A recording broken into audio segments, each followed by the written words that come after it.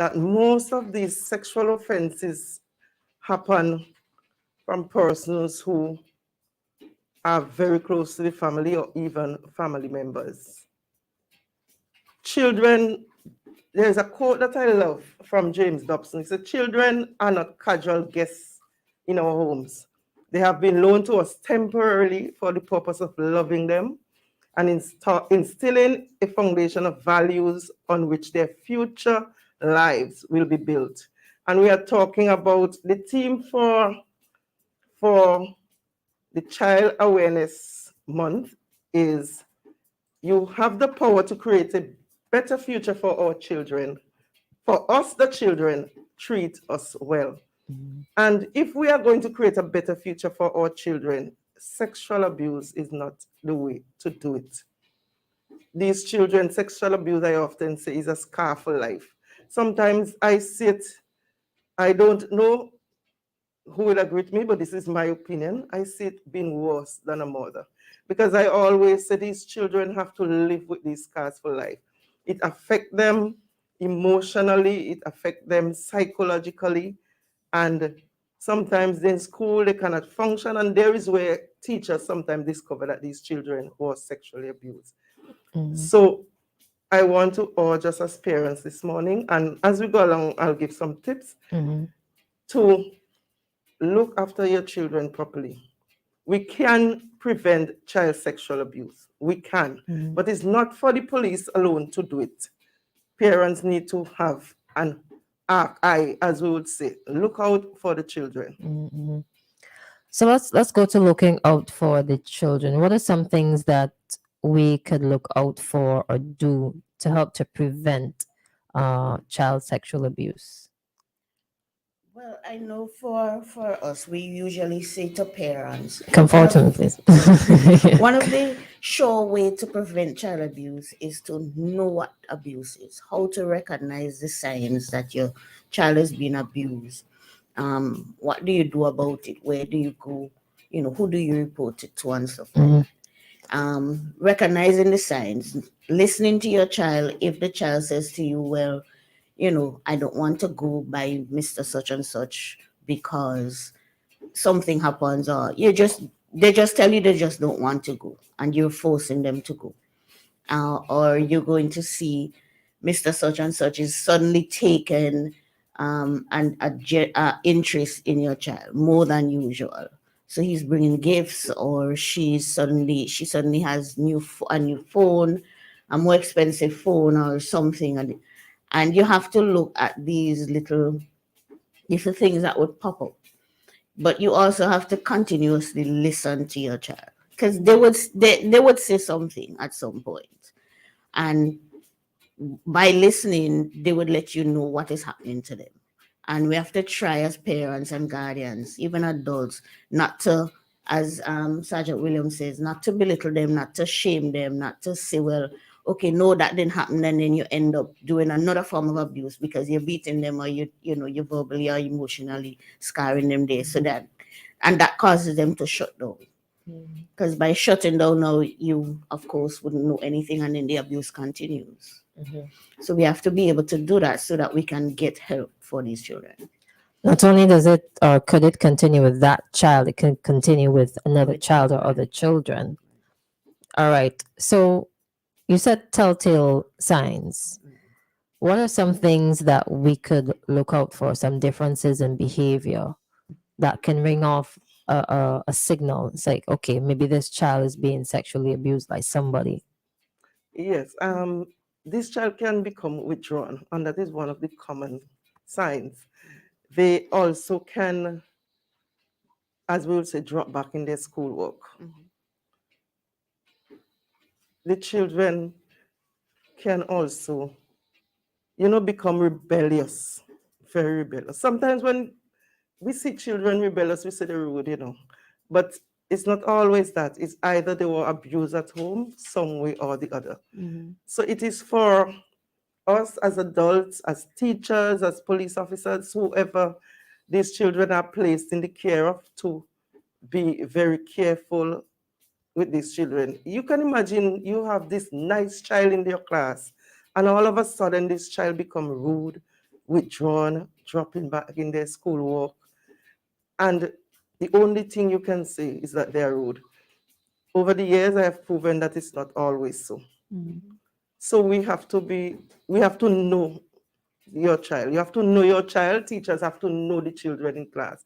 There must be something wrong while this child take this sudden turn. So those are just a few signs.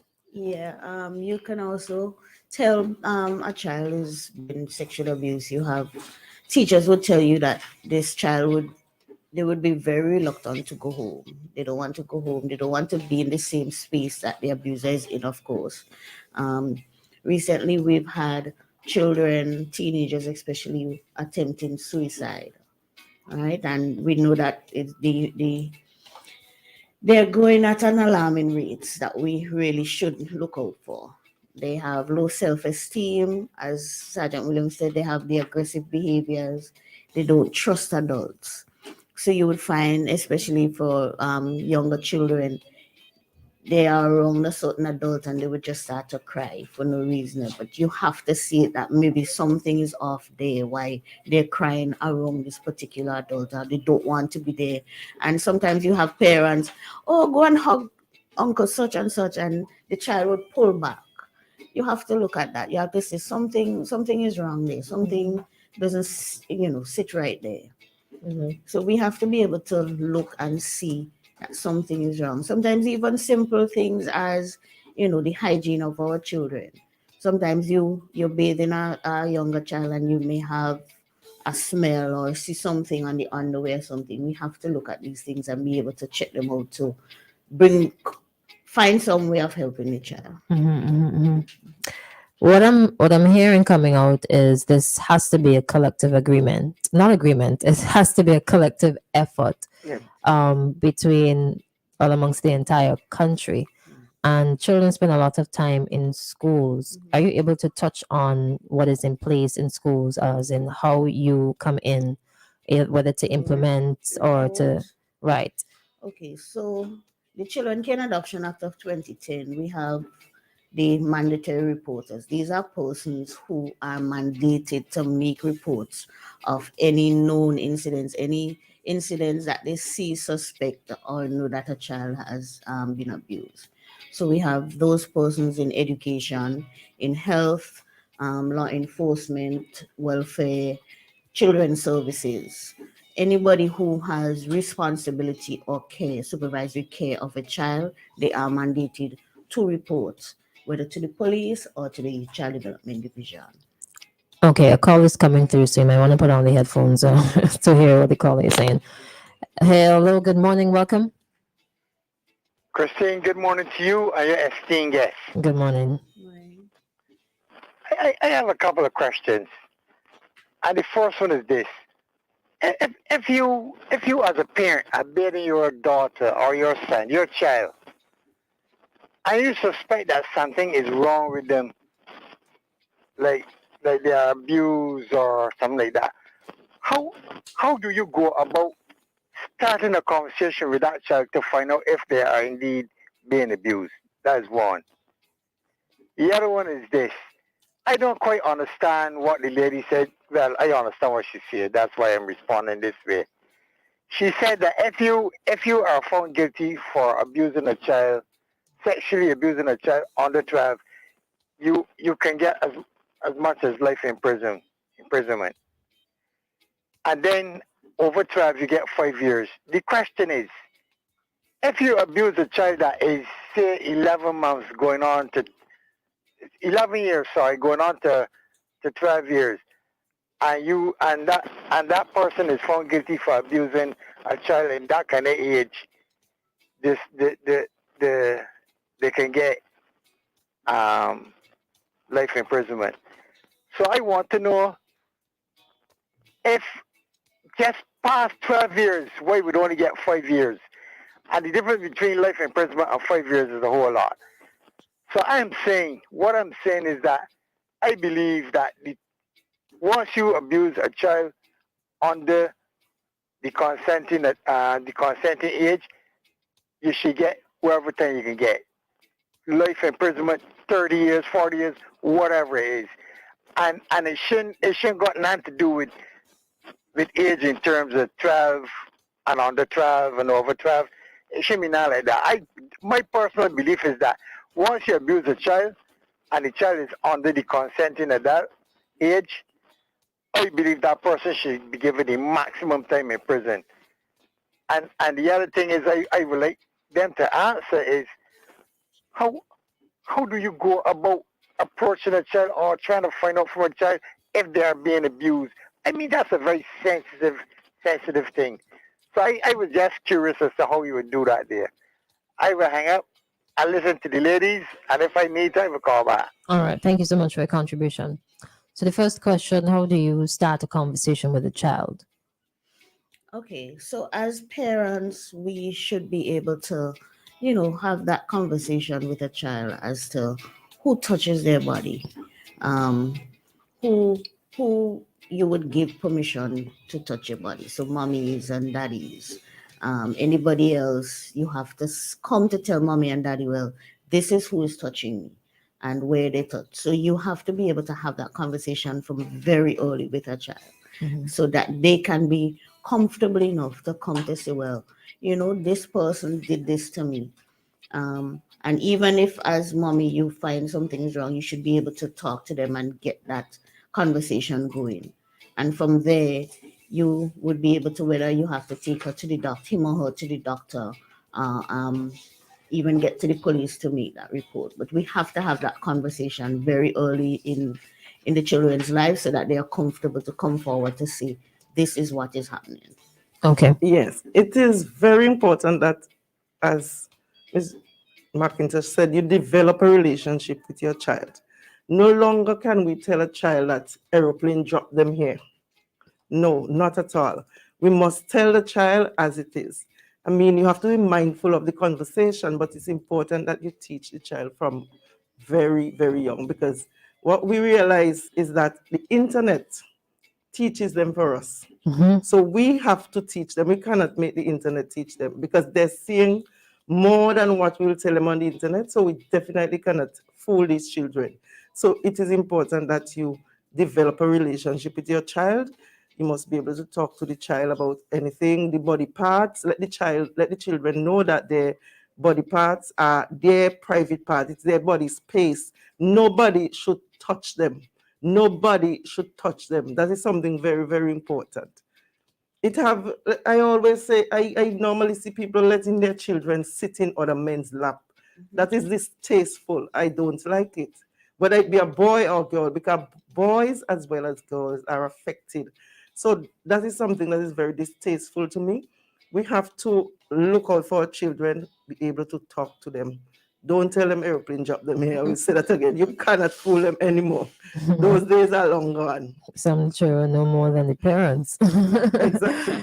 All right. Let me ask you this time, and this is leading up to the next question. How many years experience have you had interacting or in this particular field of child abuse? Well, I will say I've been in the police force 24 years, and I've been in criminal investigations. And during that time, before the sexual offenses unit was formed in 2018, I've always had the opportunity to interact with children Mm, and deal with these offenses. okay, so a long time. And since the formation of the unit, I have been there. Okay. All right, Ms. McIntosh? Well, I have been a child protection officer. I think when the child development division started in 2015, but I have been working at the Ministry of National Mobilization for about 18 years now. Okay. So you would have seen quite a bit because it's been a number of Quite a bit. years.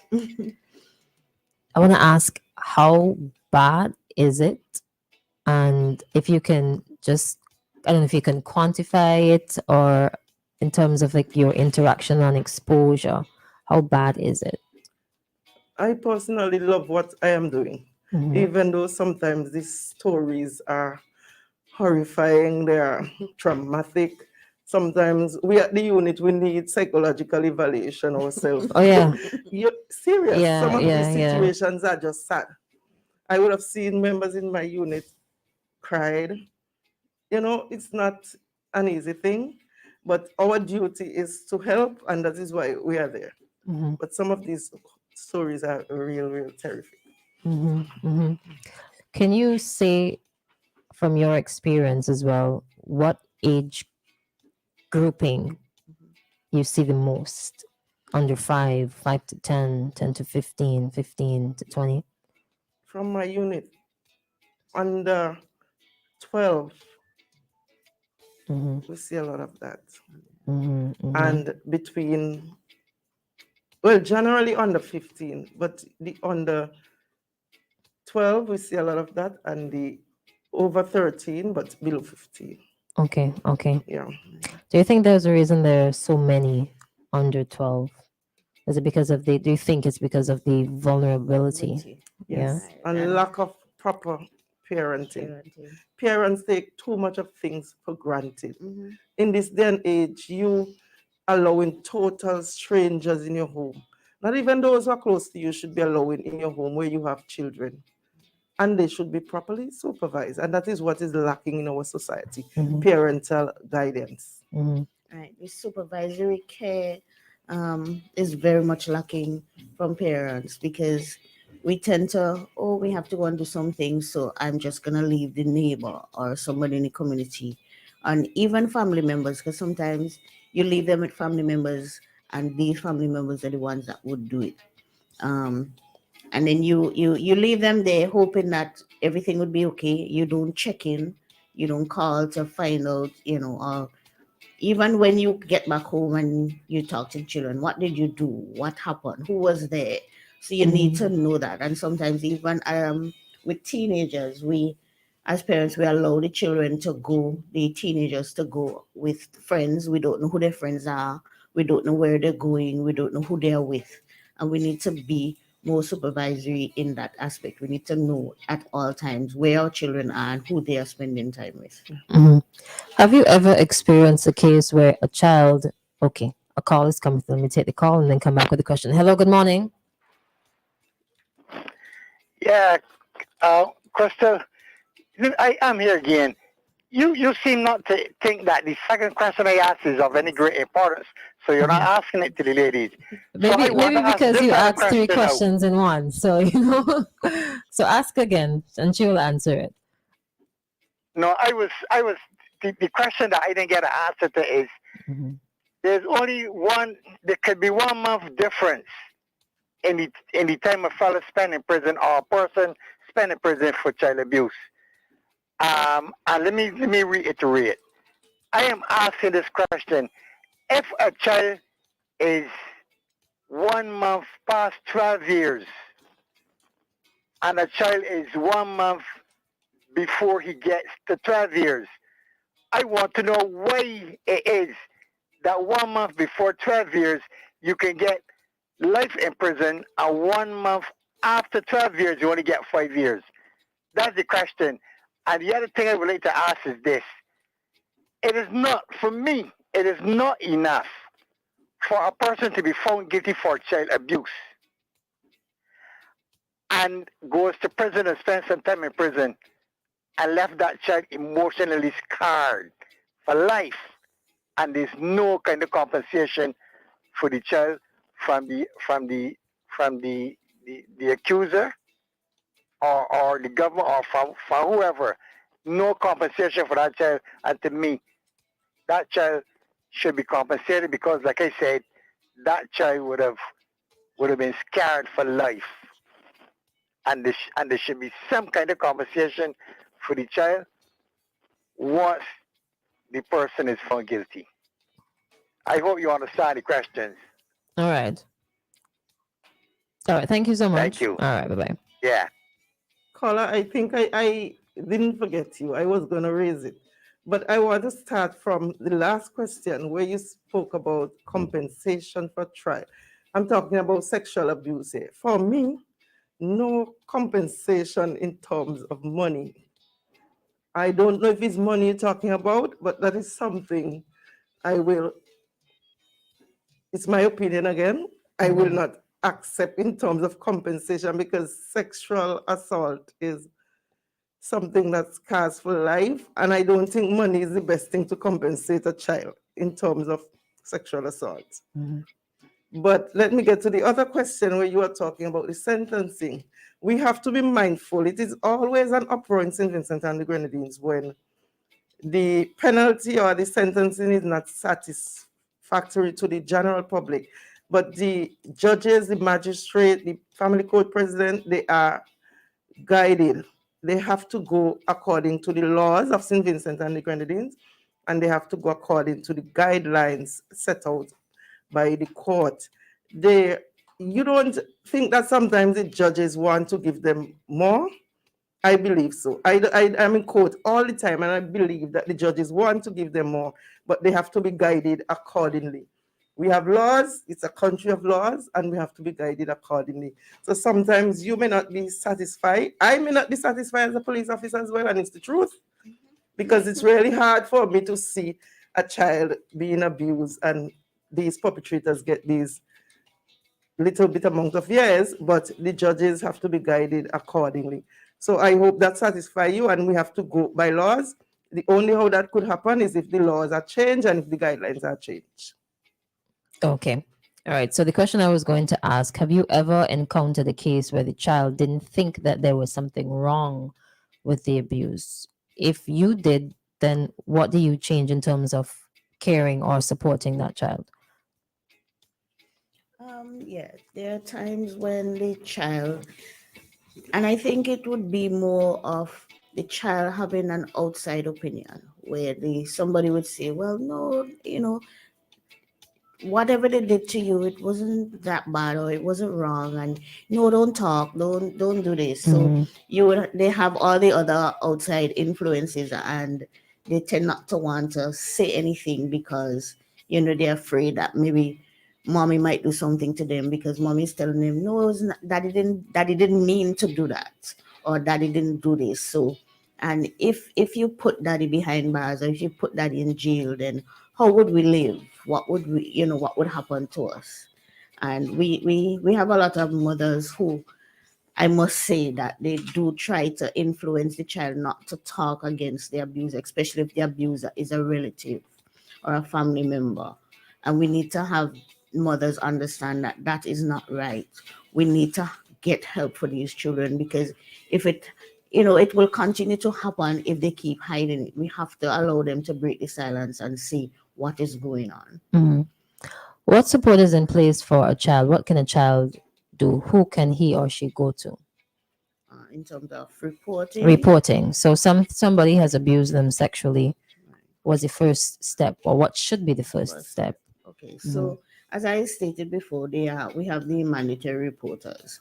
So even if they go to a health clinic, a nurse, a doctor, somebody in that profession, they would of course listen to the child, they check them out at that point, but they have to report. So they can also go to their teachers, their principals. They can go to, even if it's their pastor, somebody in church, they also have direct responsibility for children. So they have to report. They can go directly to the police. As Sergeant Williams said, you can come directly to the police station, and we've had children do that, walk into the police station and say, well, this is what is happening and we need help. And of course, you can come to the Child Development Division. We are right smack in the middle of Kingston, right across the street from the post office. Mhm. At what point, outside of a child coming in and report, at what point does the division get involved? Is it after it's been reported to the police, or is it after it's been reported to like the school? Actually, we would sometimes get involved before, during, and after. Okay. So it depends, because if they go to the police, of course the police would call us, because we do work together. Okay. Right. All right. Great. So the police, upon receiving a report, we are expected to report the matter to the Child Protection Unit, because, as Ms. McIntosh said, we work together. But sometimes, if these offenses occur in the home, it is Mrs. McIntosh's job and her ministry to have these children removed from the home. So we refer them to them. They are also referred to them for psychological counseling in that case. Mm. And because sometimes some of these matters are so traumatic, we also refer them for psychological help and so on, for them to be evaluated and counseled. And the police and the Ministry of National Mobilization, we work together.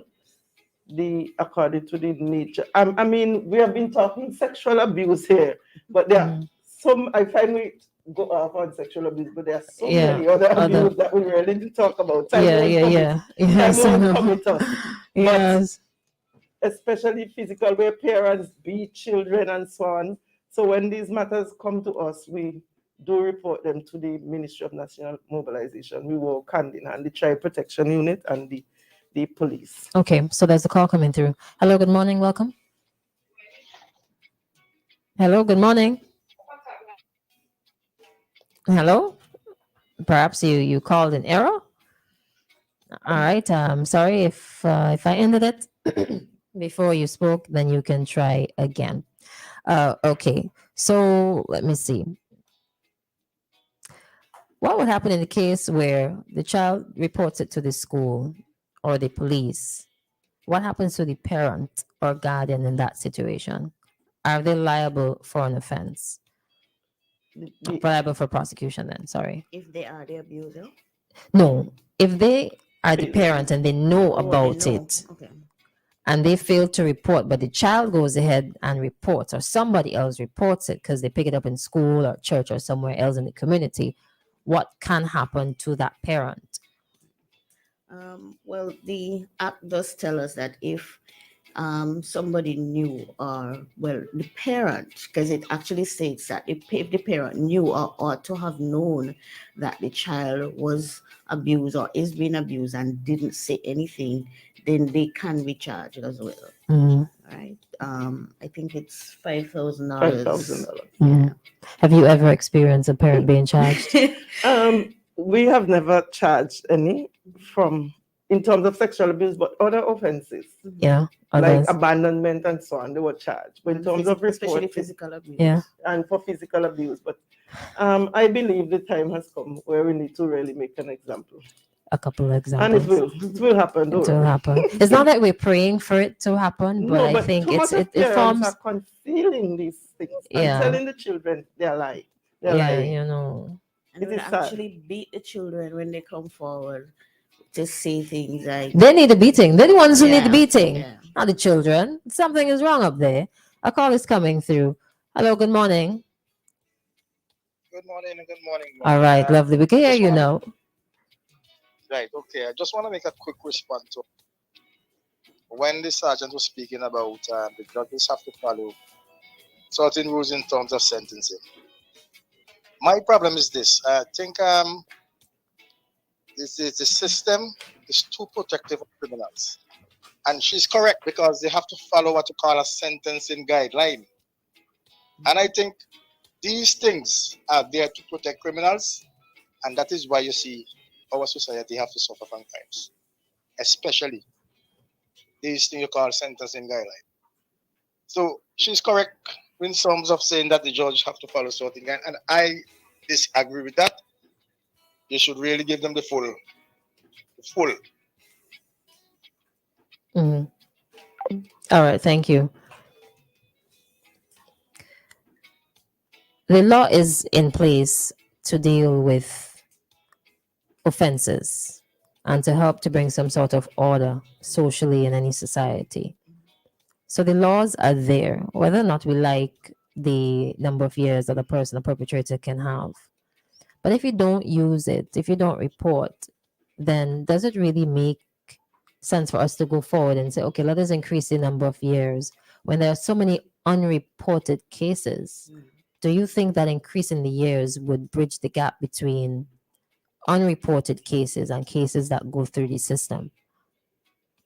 I am really not sure because so many of these cases go through the system, and when they get to the court, you hear persons saying, "I don't want anything," and that is something I really want to see us work on. Persons who, I will say, waste the police time, Mm.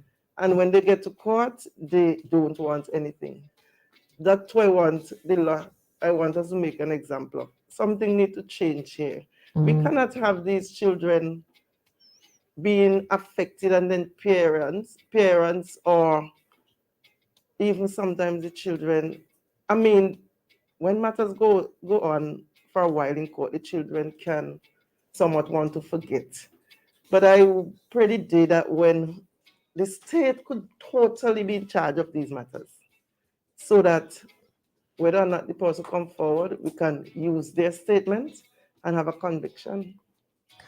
I was gonna get that was my next question. So the child is abused, and you get into the system, and in the legal system, is there an opportunity for the child, or who holds the responsibility to say, okay, no, I don't want to do this anymore? Does the child have that right to say no, or can they continue whether or not the child has a say? Does the child have a say in it? How does it work? The truth is, especially those over 13, they at some point may not want to talk. They may give the police a statement to say that they do not want to go any further. And then the parents, somewhat, because they don't want to put any pressure on the child, they will agree. So they are supported by the children. And this happened, as I said before, for various factors. Mhm. Maybe the matter going on for a while. Maybe the person would have overcome it, because we hear things like that. Sometimes you hear they say, I have exams coming up and I can't take on this anymore. And it's sad. That is why I'm saying I pray the day when we get to the stage where we can use the statement of that person and the prosecute. other circumstantial evidence and prosecute that person. I'll be honest with you, when it comes to like children, it touches a special part. So I'm trying not to, say certain things during this interview, but I mean, children are so precious and they don't choose to be here. And it's That's really right. sad that an adult does not think about and put the child's well-being Yeah. first. And so we would read stories, Mhm. but I know it's far worse when you would know the stories and know the people and the stories that don't get out to the media. And you had said that, oh boy, people in these professions, they have to be really strong and they need support. And I could tell you from experience, after work, sometimes I just lose it after reading or talking about a story. So I could just imagine how difficult it is. Is there support, or what is in place for you all who are dealing with these stories and these cases? What happens? Or oh no, for you. So every day, this is your job every day, Right. and I'm pretty sure sometimes some people dream about these things. You know, what support is I there think for at you? the end of the day, we kind of just rely on each other. Yeah. For Okay, that no problem. support. Okay, Yeah. I Yeah. got you. Let me Yeah. write it down. No, Make a we note of tend that. to pull from each other, because I know, especially within my division, we have that close knit, so we try to depend on each other. Okay, this went wrong, so can I talk to you? Can we sit and talk about what happened today? Right. Yeah, we have- And of course, there has to be confidentiality. right. So you have to be guided by that. And Right. the box in which you could Mhm. just express yourself is so tiny. Right, and that's the thing, because you can't go home and say, well, okay, so I'm gonna talk to my husband or my boyfriend or whoever about the case, because you're not supposed to. Not So supposed you're kind of just stuck in that box, and okay, so I have to keep this to myself. Oh no. Yeah. Could you imagine? Okay, so we're all adults here. Mm. And we're just looking in from the outside at the child's Right. story. Mhm. And this is how we are responding. Mhm. Just imagine what the child is experiencing and why some children don't speak. Yeah. Right. And I'm only saying that so that some listeners can get and understand the context of this morning's conversation as well. And hopefully, if there is somebody who is a little guilty, Mhm. a little something could like flick off in their minds, When and then they they will could stop. change. Yeah. Exactly. But from my office, we had Dr. Miller came in and spoke to us already.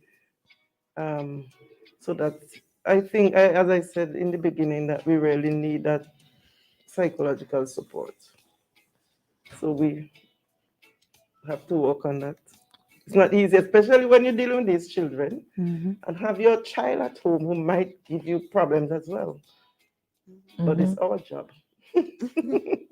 And it's a tough job, and somebody has to Has do to it. do it right. Okay. So I deliberately, because we started a little late, I deliberately did not take a break. So we have 5 minutes to spare. So we have to put everything together now and conclude with some additional important information for the public.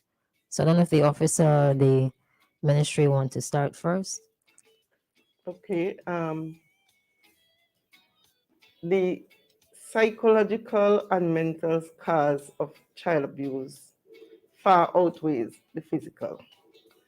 And because these children have to live with these things, I want to urge the society, parents, guardians, whoever these children are left in the care of, to pay more attention to these children.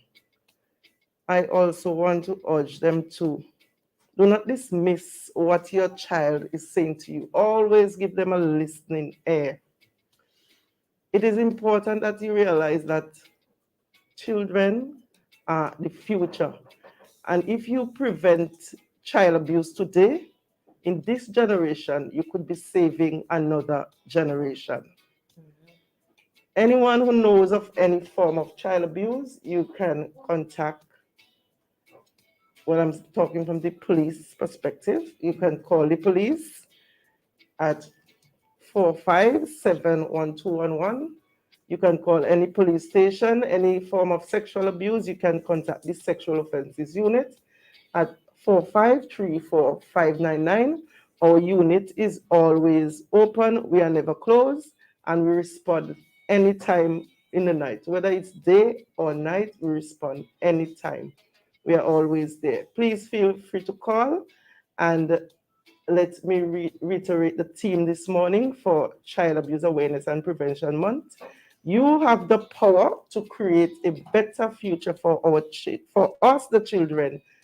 Treat us well. The children are asking you this morning to treat them well. They are our future. They are your children. They are our children. They are the country's children. Treat them well. All right, Ms. McIntosh. All right. So I'm just going to encourage parents and guardians to, just give them a few tips to use positive parenting styles, to be better role models to their children, spend quality time with their children, and be interested in their activities. Know who they spend time with, know where they're going. Um, have make communication a priority. So practice active listening so that the child knows that, hey, I can go and talk to mommy and daddy about what is happening, right? Understand what the child is trying to say to them, especially when they say that something is wrong or somebody is abusing them. Teach values and not just enforce rules. Show love and don't be afraid to seek help and to accept help. And of course, when you need to get that help, you can contact the Child Development Division through the numbers, well, the PBX line 4561111. You ask for extension 502. And we have a cell number 493-6569. We are open from 8 to 4 p.m. daily. And like I said, we're right across the street from the Central Post Office in Kingston. Okay, and there's something coming on stream soon to assist with this venture here. But I'm not going to say. So just look out for something. Quickly. I forgot to ask this one here. Boys. I don't even know how to structure the question right now because so when it comes to abuse as well, we tend to focus and our minds tend to go straight to the girls That's right. because we've heard many stories of the girls. But there are boys who are abused as well. How much has the gender difference impacted the response and care and support for the boys who've actually been abused? I think it even goes back to the reporting because we tend to, as you say, we focus on the girls. We don't realize that the boys too are abused and we don't encourage them to talk. And then we still abuse them further because we are belittling them and we're not we're shaming them. Oh, if you come forward with this, then and you laugh at certain things. So we need to encourage the boys to come forward to say more what is happening to them as well. Mhm. Do you think that would make them an easier target per se? Because a perpetrator might know, okay, it's a little boy. Mhm. Definitely, he's not going to talk because society is against him. So it's easier for me. I believe so. In terms of sexual offensive, I'm talking from that perspective. Mhm. The reports against boys are hardly ever reported. Mhm. And I believe it's because they are ashamed and how the society will look at them. But I want to urge the boys, the laws are there for you as well. Do not be afraid to report anything. Okay. All right, we're gonna have to end this morning's conversation on child abuse. More specific, well, we specified and stuck for quite a bit to sexual abuse. Thank you so much, ladies, for taking the time out to come and speak about this very important topic. Have a Thank wonderful you. day, Thank you. and I wish you all the best in terms of the support that is ever so needed. Really need it. Okay, I'm definitely going to remember that one. All right, and that brings us to the end of Cop Chat for today. Thank you so much for listening. Thanks for joining. We will continue with the conversation after.